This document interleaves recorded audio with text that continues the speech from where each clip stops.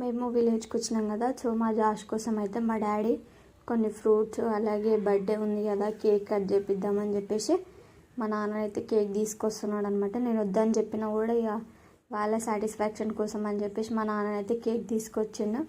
అట్లనే జాష్ కోసం కొన్ని ఫ్రూట్స్ అలాగే ఇంట్లోకి వెజిటేబుల్స్ అన్ని సామాన్ అయితే తీసుకొని వచ్చిండు. మా నాన్న వస్తుంటే మా నాన్న బండికి అడ్డం పోయి మరి జాష్ వెనకాలనైతే ఎక్కి వస్తున్నాడు. ఇక మా చిన్నోడు కూడా నేను ఎక్కుతా అని చెప్పేసరికి మా బాబాయ్ని అయితే మా చిన్నోడిని ఎత్తుకొని కూర్చున్నాడు అనమాట. ఇక వాటన్నింటిని సర్దేసి ఇక జాష్ బర్త్డేస్ అయితే ఇలా సింపుల్గా సెలబ్రేట్ చేసినాం అనమాట.